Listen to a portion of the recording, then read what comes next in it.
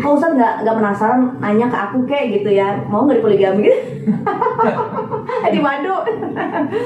Nah Ustadz coba tanya.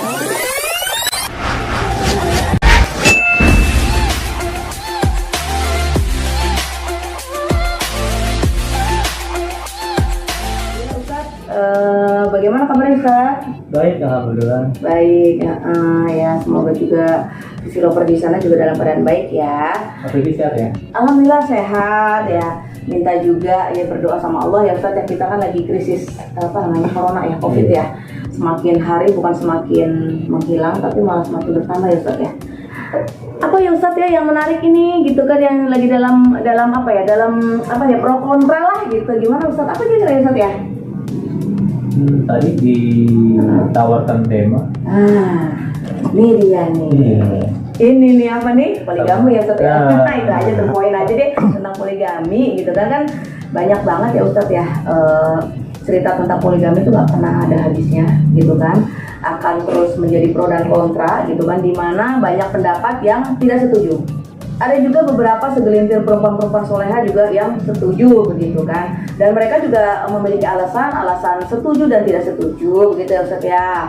Nah menurut Ustadz gimana ya Ustadz ya menyikapi ini kan? Ustadz ini sebenarnya laki-laki kan pelaku. Ya, laki-laki ini pelaku poligami, kalau perempuan poliandri nggak boleh ya.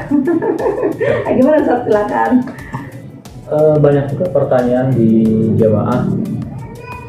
Ustadz, Islam ini nggak adil, kok laki-laki boleh poligami sedangkan perempuan nggak boleh poliandri, kayak di kisah Mahabharata kan? Saya jawab, justru di situ letak keadilan Islam. Kalau seorang suami punya istri 4, seandainya 4-4-nya hamil bareng, bapak jelas si A. Tapi kalau seorang istri punya suami 4 hamil, tanda tanya besar, bapak yang mana? Wah, begitu lahir brojo, ini anak kamu iya ini mah hidung saya mancung, tapi kan matanya mata si B belum.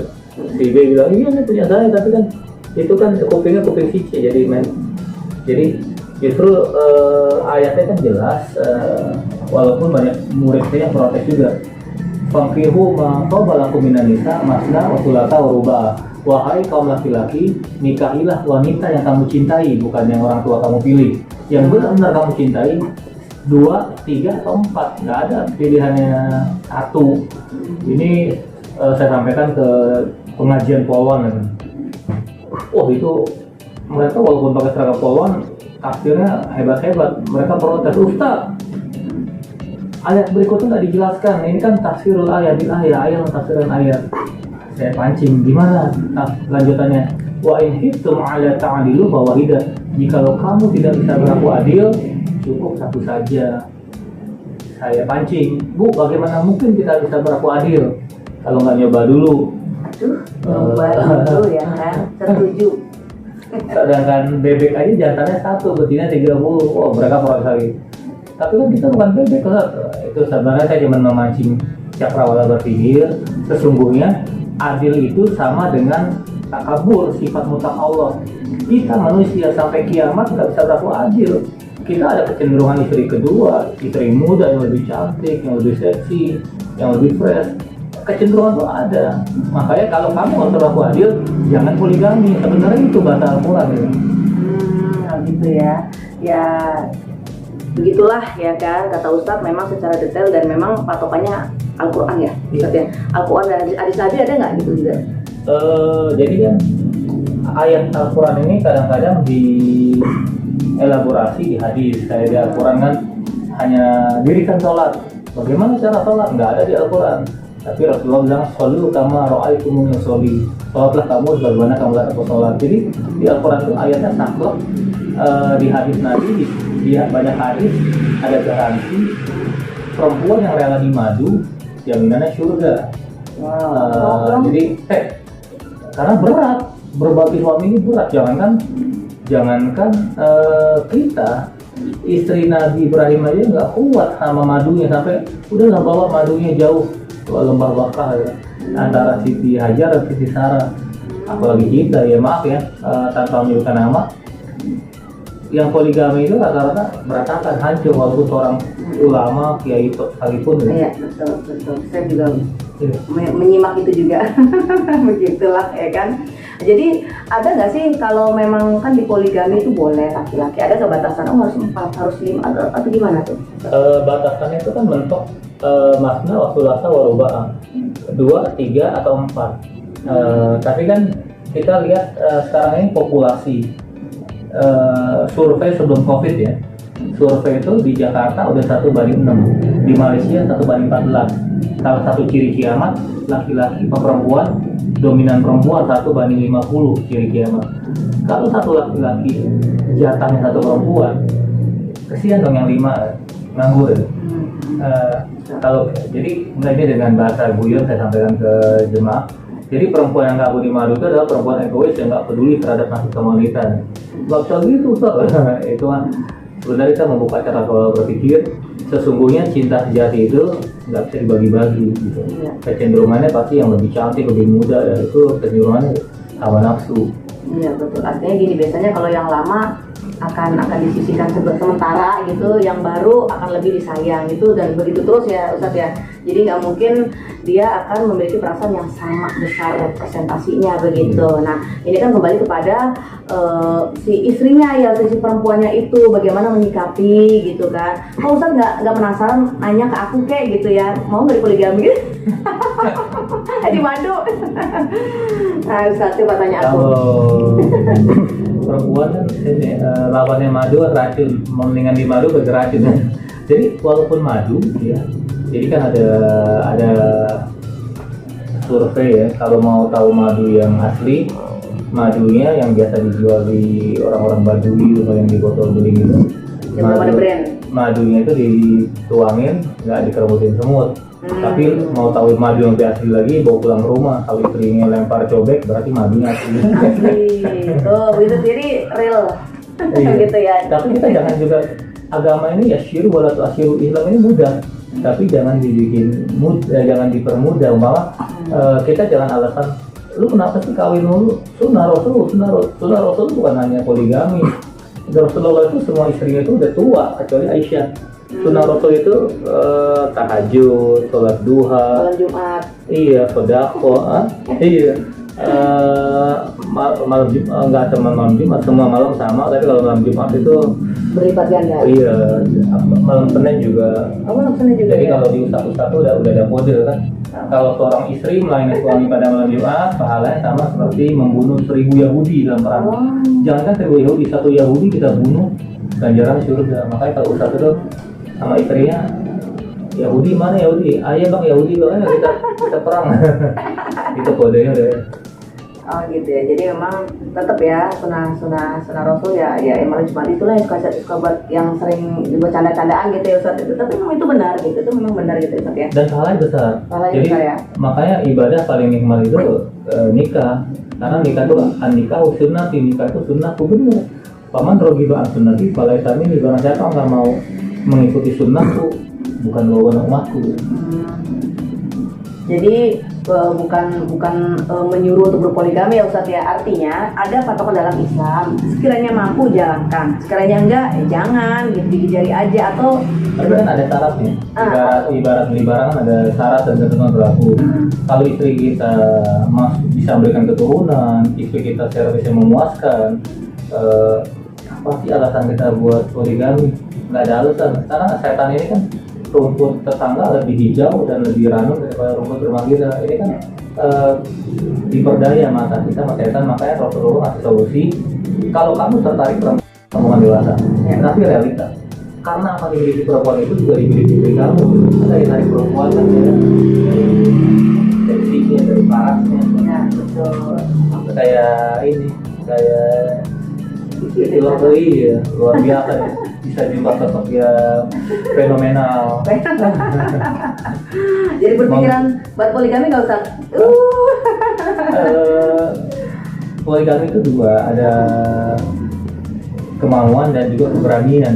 Oh, harus ada keberanian Iya. ya. Kalau dia umpama dan walaupun nggak harus jujur istri tua ya, tapi alangkah idealnya kita nih nggak nyimpen rahasia. Jadi nanti kalau meninggal udah tahu, jangan meninggal, oh ternyata punya istri ini, punya istri ini. Jadi capek hidupnya rahasia itu jadi banyak bohong. Mereka terbuka di awal, pahit di awal, manis di akhir. Kalau mau bohong besar, semua laki-laki itu dikatakan laki-laki itu fitrahnya selalu ingin memadu, dan perempuan fitrahnya tidak ada perempuan sehebat apapun nggak mau dimadu. Itu Fitrahnya ya. Makanya Allah kan kasih sinyal. Jadi poligami ini ibarat itu pesawat emergency exit yang nggak bisa dibuka sembarangan sewaktu-waktu aja. Oh gitu ya. Nah itu Lover. Jadi gimana menyikapi dan apa ya? Kalau memang berniat ingin berpoligami sebenarnya dibolehkan, dan itu menambah pahala ya, katanya banyak istri banyak pahala ya kan. Aku pribadi ya Ustadz ya, aku pribadi sih setuju aja gitu kan tentang berpoligami, setuju karena kan pahala dari segi agama aku setuju. Luar biasa ya. Nah, setuju. Iya. Aku pribadi kalau misalnya dalam posisi yang memang yang nggak bisa apa ya, kayak tadi kan Ustadz bilang berpoligami ada syaratnya, kita kayak istri udah nggak bisa melayani atau segala macam, aku sih ikhlaskan aja gitu, silakan berpoligami asal memang apa ya, tidak bikin nggak manas-manasin lah gitu ibaratnya ya, jangan bikin cemburu gitu kan. Jadi harus jaga perasaan istri juga ya Ustadz ya, karena juga si suami kadang juga caper juga sih gitu kan, karena suka pengen menarik perhatian istri, kadang suka manas-manasin lah apalah. Nah ini kadang suka memicu kecemburuan sosial gitu Ustadz, bener nggak gitu. Jadi memang intinya sih adil ya Ustadz ya, adil, terus jangan ada ditutup-tutupin gitu kan. Tapi beneran? Beneran ikhlas? Aku sih ikhlas, aku sih ikhlas, aku pribadi aku ikhlas. Beri poligami ikhlas, cuma memang harus memenuhi unsur tadi gitu kan. Kalau dalam agama ya memang dibolehkan ya silahkan aja, aku setuju aja asal bisa menjaga perasaan adil. Misalnya gini, aku dikasih rumah satu seharga 5M, yang muda juga sama, jadi jangan yang banyak yang muda gitu, aku nggak mau kayak gitu kan, takutnya seperti itu. Karena katanya seorang laki-laki kalau udah berpoligami misalnya menikah dengan yang muda, untuk angka nggak bisa sama katanya ya kan. Nah itu aku keberatan, nah itu di situ kuncinya, di situ pasti kecenderungannya ke istri muda tuh kan. namanya juga bini muda, kentut aja bau duren, keringat aja bau nangka. Jadi itu nggak adil ya.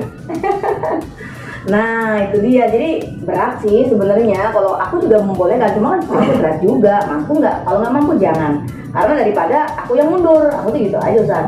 Mau aku tetap bertahan atau mundur gitu. Tuh dengerin tuh Vicky Lover. Jadi kalau mau adil, yang istri tua 5M, istri muda ya sampai sofanya, mobilnya seharga sama, jangan dibeda-bedakan. Walaupun manusia sampai kiamat nggak mungkin kita berlaku adil, tapi kita minimal berupaya untuk bersikap adil. Dan ini luar biasa kalau benar-benar jarang kali perempuan mau dimadu, karena fitrahnya memang walaupun ada film Berbagi Suami ya, betul. Tapi itu di dunia nyata berat ya, berat. Nah makanya kan di sini kan memang harus memiliki kelebihan ya, kelebihan si laki-laki itu memiliki kelebihan. Dan untuk kaum laki-laki jangan gampang-gampang sunnah Rasul. Kalau kita menelantarkan anak orang, itu madorotnya lebih besar. Oh gitu ya Ustaz ya. Jadi di balik pernikahan yang pahalanya katanya banyak, berpoligami pahala banyak, di situ juga ada dosa besar di situ kan, bener ya Ustaz? Kalau kita bisa digali nggak Ustaz apa bentuk dosanya? Mungkin Vicky Lover ini pengen tahu ya. Pahala kan semua orang udah tahu. Nah dosanya apa nih gitu? Hal kecil aja, dia 5 hari tidur di istri muda, karena istri tuanya udah dimakan usia. Ya. Padahal dulu kan juga bukan dimakan rakyat Ustaz. jadi maaf ada yang bilang wah istri tua udah ini barat terpak udah Allah. Itu kan nggak hantu juga ya. Jadi padahal mereka itu dimakan usia karena ingin membesarkan anak-anak kita agar jadi orang, agar jadi anak soleh. Jadi itu dosa, kita zolim pada istri tua. Di sini 5 hari, di sini beli mobil baru dari showroom, ini mobil bekas, itu tambah istri tua. Jadi nggak boleh gitu, harus proporsional dan adil. Dalam konteks Islam itu juga beda dengan adil konteks sosialis, nggak mesti sama rata. Tapi umpama istri tua anaknya 5, istri muda anaknya 2 ya, biasanya tentu bisa ini bukan berarti nggak adil ya. Kalau kita punya anak 1 SD, 1 SMA, anak SD-nya kita beli motor, bukan berarti kita nggak adil. Kalau kita beli motor, habis tukang bakso ditabrak, naik sepeda aja belum. Jadi proporsional, adil yang proporsional dan hebat.